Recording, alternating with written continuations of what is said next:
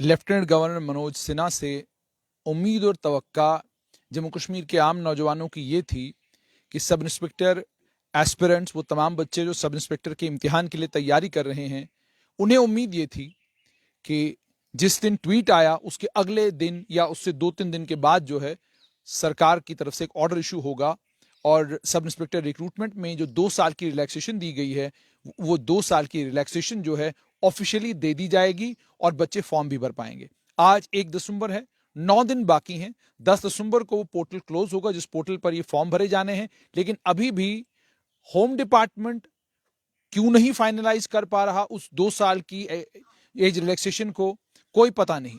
मेरे साथ इस वक्त सब इंस्पेक्टर रिक्रूटमेंट के एस्पिरेंट्स हैं। पेड़ की छांव में हम लोग बैठे हैं, कोशिश करते हैं कि इन ठंडी छांव में से कुछ ठंडी ठंडी बातें बाहर निकल आए।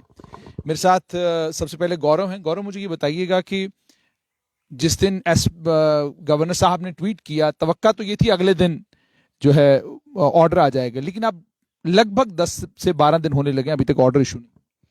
हाँ सर जी, काफ़ी हमें चिंता इससे हो रही है कि अंदर चल क्या रहा है, किस वजह से जो ऑर्डर जो है डिले हो रहे हैं।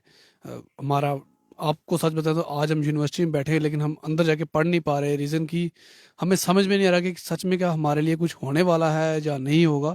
इन सब को लेके सिर्फ हम ही नहीं सर, जो दूर दराज एरिया में बच्चे बैठे हैं, जो हमसे फ़ोन पर श्रीनगर से बच्चे जो कांटेक्ट में हैं, सभी परेशान ही हैं सर। तो इससे काफ़ी हम सर निराश हैं।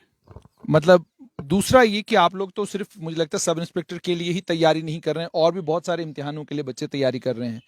तो मुझे बताएं कि ज्यादा बड़ा शौक क्या है कि एज रिलैक्सेशन 2 साल का मिल चुका है वो भी नहीं मिल रहा, या ये है कि जो आपने 3 साल की और रिलैक्सेशन मांगी है उस पर सरकार ने मुकम्मल तौर पर चुप्पी साधी हुई। देखो सर, जो 2 साल की रिलैक्सेशन जो मिली, वो हम आपसे पहले भी कई बार बात कर चुके हैं और हम एलजी साहब को भी बता करके ये बात आए कि साहब ये हमने मांगी नहीं थी जो 2 साल की मिली है, और किस ग्राउंड की मिली है हमें समझ में नहीं है। क्योंकि हमने सर 5 साल का मांगा है, क्योंकि हम लोग 5 ईयर की डिमांड कर रहे हैं सर। ये क्लास जो विद इन क्लास जो क्रिएट की गई सर, ये हमें बिल्कुल अच्छा नहीं लगा। और आपने जितने हमारे सर 4 महीने से, अभी हम 5 महीने से कवर कर रहे हो, हमें 5 महीने से बाकी की तैयारी तो हमारी हमारी सफ़र कर ही रही है। एग्ज़ाम जैसे कि आपने देखा, अब जेकेएस भी हरकत में है, काफ़ी तेज़ी से एग्ज़ाम कराने जा रही है, तो हमारी वो तैयारियां तो टूट चुकी हैं।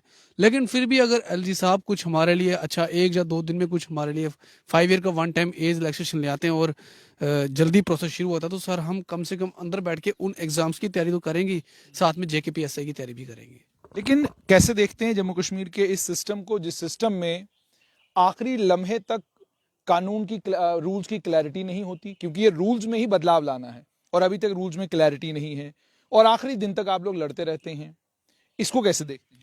सर रूल्स की जहाँ तक अगर बात आपने बताई ना सर, ये रूल्स तो क्लैरिटी नहीं है। देखो सर, रूल्स इनका 2005 का एसआरओ भी था, जो ये कहता था कि हर साल आप ये पोस्टें रेफर करोगे जेकेएसएसबी को, जो नहीं हुई। और कितने चांस हमें 2009 में हम लोग ग्रेजुएट कर रहे हैं, मतलब 11-11 साल हमें हम लोगों को यूनिवर्सिटी में हो गए सर तैयारी करते, और हम पर्टिकुलरली ऐसी ही फोर्स के लिए बैठे हैं। एलजी साहब को भी मैंने भी हम लड़कों ने ये बात बताई कि साहब हमें शौक है बेल्ट फोर्स का, हम आर्मी की ट्राई करते थे, हम वहाँ पर नहीं हो पाए, कई कारण रहे होंगे। हमारी इतनी तैयारी नहीं थी, जब हम घर से इतना साउंड नहीं थी कि कोचिंग फोचिंग लेके हम जाते तो कुछ हमारा हो जाता। तो लेकिन हम नहीं हो पाए, तो सर यहाँ पर हमें मौका चाहिए, क्योंकि हमें एक ही मौका जो लाइफ में 12 साल में मिला 2016 में। तो आप इसको 5 ईयर कर दो सर, तो कृपा करके हमारी इस बात को सुनो। तो उन्होंने सुना भी, ऐसी बात नहीं है। जब हम एस्पिरेंट बात कर रहे थे तो एलजी साहब बहुत गंभीर थे और उन्होंने बिल्कुल हमारी बात के बीच को टोका नहीं, और उन्होंने सुना भी ध्यान से। और सुनने के बाद उन्होंने हमें कहा भी कि लाओ मेमोरेंडम आपका, मैं कुछ देखता हूँ। तो सर रूल्स तो वायलेट आज के नहीं हो रहे सर, रूल्स तो पहले के वायलेट हो रहे हैं। जो अभिनव शर्मा जी ने भी जिक्र किया इस चीज़ का, बीजेपी के प्रवक्ता हैं, उन्होंने भी कहा कि रूल्स वायलेट। आप प्रवक्ताओं से मिलते हैं, नेताओं से मिलते हैं, क्या आपको लगता है कि इन प्रवक्ताओं की और इन नेताओं की सरकार सुनती है? सर ये हमें बड़ी दुविधा वाली बात है, ये आपने ठीक बताया कि सुनने, क्योंकि सर जो हमारा मेमोरेंडम हमने बीजेपी दफ्तर में दिया, 5 साल का दिया। कल भी सर हम लड़के मिले, अरुण देव सिंह जो बीजेपी युवा मोर्चा के प्रधान हैं स्टेट के, उन्होंने भी कहा कि मैंने भी 5 साल का ही कहा था, और उन्होंने 2 साल का ऑर्डर आने से पहले 5 साल की अखबार में आवाज उठ के 5 साल का दे दो। राणा साहब हमारा मेमोरेंडम 5 साल का लेके गए, 2 साल का आ रहा है सर। ये सर डबियत सा लगता है, मतलब डाउटफुल लगता है कि कहाँ तक ये लोग चलती है इनकी। एक चीज और, मेरे साथ एक और इन्हीं के कलीग हैं। आपका बेटा पूरा नाम क्या है? सर मेरा ऋषिकेश भारद्वाज है। ऋषिकेश, मुझे एक चीज बताना कि अ, राणा साहब ने भी प्रेस कॉन्फ्रेंस की, उन्होंने भी हमसे बात की और उन्होंने बधाई दी बच्चों को कि आपको 2 साल का एज रिलैक्सेशन मिल रहा है। फिर अभिनव शर्मा ने भी इसी तरीके से बधाई दी और इसी तरीके से अन्य कई और लोगों ने भी बधाई दी। और हमने ये भी सुना कि यूं कहिए कि सब ने क्लेम करने की कोशिश की कि भाई हमने बात की तो आपकी बात हुई है, तब जाके लेफ्टिनेंट गवर्नर ने आपकी बात मानी। तो ये किसकी बात लेफ्टिनेंट गवर्नर ने मानी है, आपको कुछ अंदाजा? सर सबसे पहले तो मैं टीएसएल की टीम का थैंक यू करना चाहूँगा, जो पिछले 4-5 महीने से हमें फॉलो कर रहे हैं और इस केस को फॉलो अप कर रहे हैं। क्योंकि जो लोग यूथ के फेवर में बात करता है वो चाहता है कि यूथ को अपॉर्चुनिटीज़ मिले। सर हमारी स्टेट आपको पता है कितनी चीज़ों से गुजर रही है। 2 साल यहाँ पे इंटरनेट फैसिलिटीज़ जो थी वो ठप रही सारी, और उसके बाद जो है ये कोविड का इतना ज़्यादा मसला रहा। तो सर सरकार को ये सोचना चाहिए, जो आप बातचीत की बात कर रहे हैं सर, हमें तो यही था कि अगर राणा साहब ने अगर आगे बात की है या अभिनव शर्मा सर ने अगर प्रेस कॉन्फ्रेंस की है तो यूथ की आवाज़ को सुना जाएगा। बट सर हम वहाँ फिर से क्या बोलते हैं, ये इनके पास गए गवर्नर साहब के पास, हमारी फिर से उनसे बातचीत हुई। हमें तो लगा उन्होंने आश्वस्त किया कि आपका जो है आपका जो मेमोरेंडम लाइए, उन्होंने हमें लड्डू भी खिलाया। बट सर वो लड्डू किस वजह से दिया वो हमें आज तक समझ नहीं आया। हम आज तक सर वेट कर रहे हैं उस चीज़ का कि हो सकता है हमें एज इलेक्शन जो है वो मिल जाए। बट सर हम वेट कर रहे हैं, हम लाइब्रेरी के अंदर जा भी नहीं सकते सर। वी आर कन्फ्यूज्ड कि जाके करे क्या, क्योंकि डिप्रेशन है, परेशानी है।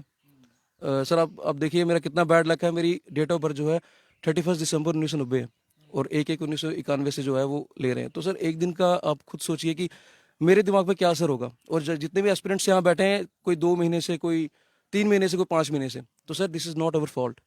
हम चाहते हैं कि सर सरकार इसको गंभीरता से ले और हमें सर एज इलेक्शन जो प्रोवाइड करें। हम लोग सर देशभक्त लोग हैं, हम चाहते हैं कि सर हमारी बात सुनी जाए। गवर्नर साहब अच्छा काम कर रहे हैं, मुझसे बहुत उम्मीदें हैं सर।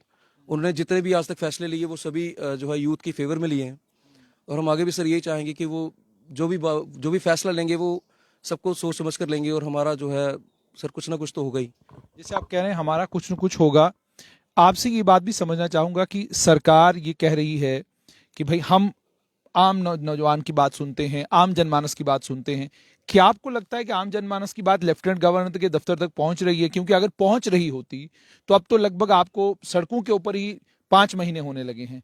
5 महीनों में आपको एक अच्छी खबर मिली कि 2 साल की एज रिलैक्सेशन है, और लगातार ये फेसबुक पेजेस के ऊपर, यूट्यूब चैनल्स के ऊपर, गुलिस्तान के ऊपर, अलग अलग चैनल्स के ऊपर भी मैं आपकी डिबेट्स देखता रहता हूं, तो बात होती रहती है, लोग जर्नलिस्ट बात कर रहे हैं। तो क्या सरकार सुनती है या सरकार नहीं सुनती है, या आपको लगता है कि सरकार के पास बातें पहुंचती हैं मगर सरकार फैसला नहीं लेती?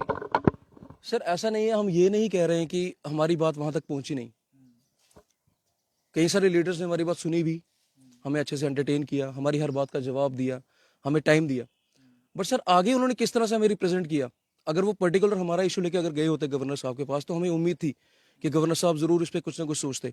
सर अगर 4-5 इशू अगर आप लेके जाएंगे तो सर मुझे नहीं लगता कि हमारा इशू जो है अच्छे से रिप्रेजेंट। हम ये नहीं कह रहे कि हमारी किसी ने सुनी नहीं, काफ़ी सारे लीडर्स यहाँ से गए, उन्होंने बातचीत की, अपनी बात को रखा। बट सर 4-5 इशू में मुझे लगता है वो हौश पौश की वजह से या तो गवर्नर साहब तक हमारी रिप्रेजेंटेशन जो है वो अच्छी तरह से नहीं पहुंची। क्योंकि हमने जिस किसी को भी दी थी, हमने ये नहीं बोला या तो बढ़ाते ही नहीं 28 साल से 30 साल का आप करते ही नहीं। हमारी डिमांड ही सर 5 साल की थी। अगर जिन बच्चों ने ये एजुकेशन जो स्टार्ट की थी सर, हमारा जो स्टार्टिंग से यही मुद्दा रहा। हम 5 महीने से रोड्स पे हैं, प्रोटेस्ट किए, हमने कैंडल मार्च की। हम ऐसा कोई भी नेता नहीं है सर, क्या वो अपोजिशन का है, क्या वो रूलिंग पार्टी का है। यहाँ पे एक चीज और ऋषिकेश आपसे जानना चाहूंगा कि सरकारी मुलाजमत पाने के लिए सड़क के ऊपर प्रदर्शन करना ये किस हद तक सही है, और क्या वजह है आप लोगों को क्यों सरकारी मुलाजमत के लिए सड़कों पर आना पड़ रहा? सर मैं तो यही कहूँगा, it is the biggest failure of our government. फिलहाल तो हमारी यहाँ पे सरकार है नहीं, बट सेंटर में जो सरकार है सर, उन्होंने यहाँ पे यूटी इसलिए लाई थी, 370 इसलिए तोड़ा था ताकि हमारे यूथ की जो है डेवलपमेंट हो सके, हमारा यूथ जो है वो आगे बढ़ चढ़कर इन चीज़ों में हिस्सा ले सके। अब ये लोग प्राइवेट मिले, मुलाजमत मिले। बट सर ऐसा आप खुद देख रहे हैं सर, हमारे स्टेट के हालात किस तरह। प्राइवेट एंटरप्राइज है नहीं। प्राइवेट एंटरप्राइज है नहीं, अभी उसे आने में भी सर 4-5 साल मुझे लगता है और लगेंगे। अभी आप स्मार्ट सिटी की बात करें सर, यहाँ पर मुझे नहीं लगता अभी यहाँ पे उस तरह की डेवलपमेंट जो हो रही है। सर मेन चीज़ ये है, हम चाहते हैं कि हर यहाँ पे जो यूथ है, हर एक यूथ को सर एक जॉब अपॉर्चुनिटी मिले। सर अब आप खुद देखिए 2010 से लेके 2021 आ गया सर, सिर्फ एक बार हमें चांस मिला है, एक बार 2016 में। Sir this is not our fault. ये एक जो मैकेनिज्म जो चला रही है हमारी सरकार, ये उनका फॉल्ट है, जिनकी वजह से हम लोग सफ़र कर रहे हैं। सर ये हमें तो यही उम्मीद है सर, हमारे गवर्नर साहब से यही अपील करेंगे उनसे हाथ जोड़ के कि सर थोड़ा सा सोचिए, थोड़ा सा मंथन करिए, अपने जो सरकारी अधिकारी हैं उन्हें बिठाइए, कोई ऐसा फैसला लीजिए सर जो यूथ के हित में हो। तो आपने सुना कि बड़ी विनम्रता के साथ ये बच्चे कह रहे हैं कि कोई ऐसा फैसला लीजिए जो युवाओं के हक में हो। कैंडल लाइट मार्च जिस दिन था उस दिन भी आपने देखा होगा बड़ी विनम्रता के साथ इन बच्चों ने ये बात कही कि हम मांग क्या रहे हैं, 5 साल की रिलैक्सेशन ही मांग रहे हैं। और ये भी बात सही है कि केंद्र सरकार कह रही है कि बहुत सारी इन्वेस्टमेंट जम्मू कश्मीर में आने वाली है, उसको आने में वक्त लगेगा, टावर बनने में वक्त लगेगा, टावरों को फंक्शनल होने में वक्त लगेगा, तब तक इन बच्चों की उम्र निकल जाएगी और उस उम्र के बाद ये किसी भी चीज के लिए एलिजिबल नहीं रहेंगे। और आप ये भी जानते हैं कॉर्पोरेट सेक्टर का एक बड़ा अनलिखा हुआ सा एक कानून है, वो कानून लिखा हुआ कहीं पर नहीं है, अनरिटन रूल है। वो रूल ये है कि आपकी उम्र जितनी छोटी है उतनी बड़ी नौकरी आपको मिलेगी और छोटी उम्र में जितना अनुभव आपके पास है उस अनुभव के अकॉर्डिंग आपको जो है अलग अलग कॉर्पोरेट वर्ल्ड में अलग अलग जगहों पर आपको मौका मिलता है। तो कॉर्पोरेट सेक्टर में अगर आपको कामयाब होना है उसके लिए एक्सपीरियंस बहुत जरूरी है। तो ये बच्चे जो मेरे साथ बैठे हैं ये एक्सपीरियंस कहां से लाएंगे? मुझे ये बताइए, कॉर्पोरेट सेक्टर मिसाल के तौर पे कल आ भी जाता है यहां पर, तो आपके पास अनुभव कहां से हो? तो सबसे पहले आपको कहेंगे अच्छा ठीक है, अगर आप ट्रेनी हैं तो आइए 20,000 की नौकरी पे आप काम शुरू करिए, या 10,000 की नौकरी पे जम्मू, चूंकि एक मेट्रोपॉलिटन सिटी तो है लेकिन इतना बॉम्बे या दिल्ली से शहर नहीं है। तो मुझे ये बताइए, प्राइवेट सेक्टर आपको एंटाइज क्यों नहीं करता जम्मू कश्मीर में? वो आपको अपनी तरफ लालायित क्यों नहीं करता? सर सबसे पहली बड़ी बात यह है कि यहाँ पे पहले प्राइवेटाइजेशन थी नहीं, प्राइवेट सेक्टर था ही नहीं। दूसरी बात, जब भी जैसे हमने स्कूल में जाना स्टार्ट किया था तो हमारे माइंड कंसेप्ट में एक ही चीज़ डाली गई हुई थी कि आपको क्या करना है कि गवर्नमेंट जॉब लेनी है। तो प्राइवेट सेक्टर, जैसे आप बोल रहे हो कि प्राइवेट सेक्टर कल अगर हमारी स्टेट में आ भी जाता है, यूटी में आ भी जाता है, तो हम तो उसके लिए प्रिपेयर है ही नहीं। हमने उस चीज़ में, उस फील्ड में जाके हमने वैसी तो कोई तैयारी नहीं की कि हम कल प्राइवेटाइज यहाँ पे प्राइवेट सेक्टर कुछ आए, इंडस्ट्री आए या फैक्ट्री आए तो वो हमारी उस काबिलियत को देख के वो हमें ले लें। तो ना तो हम उस चीज़ के लिए रहे, प्राइवेट सेक्टर के लिए रहे, और यहाँ से हम जो जिस चीज़ के लिए हमने प्रिपरेशन की थी गवर्नमेंट जॉब के लिए, और ना ही हम उसके लिए रहे। क्यों नहीं रहे? क्योंकि हम अब एज का जो इन्होंने क्राइटेरिया सेट किया हुआ है उसमें हम बैठ ही नहीं रहे। तो इसमें हमारी तो कोई गलती नहीं। हमारे जब हम यहाँ पे पर सरकारी मुलाजमत ही क्यों एक ऑप्शन है, हमारे लिए प्राइवेट मुलाजमत क्यों ऑप्शन नहीं है? सर ये सबसे बड़ा क्वेश्चन ये इसलिए है क्योंकि पहले 370 था, उसके पहले जो था यहाँ पे प्राइवेट ही लेनी है। आज अगर आप कह रहे हो कि प्राइवेट हमने जाना है, कि कल आ गया कि प्राइवेट आ जाए तो हम वहाँ पे जाएं, हम कैसे जाएंगे? हम तो एलिजिबल ही, वहाँ पे भी एलिजिबल नहीं है। अच्छा, सरकार का ये जो रवैया है कि आपने मेमोरेंडम दिया, बड़े बड़े नेता लेफ्टिनेंट गवर्नर से मिले, मेमोरेंडम, उन्होंने फोटो भी, वो बाज़ाब्ता मीडिया में आए, फोटो दिखाए कि जी हम गवर्नर साहब से मिले, हमने अपना मेमोरेंडम दिया, आपकी बात वहां तक पहुंच गई, और उसके बाद भी गवर्नर साहब ने आपको सिर्फ 2 साल का एज रिलैक्सेशन दिया। ये क्या दर्शाता है कि क्या इन लोग नेताओं की लेफ्टिनेंट गवर्नर सुनते ही नहीं और वो करते वही है जो उनको करना है?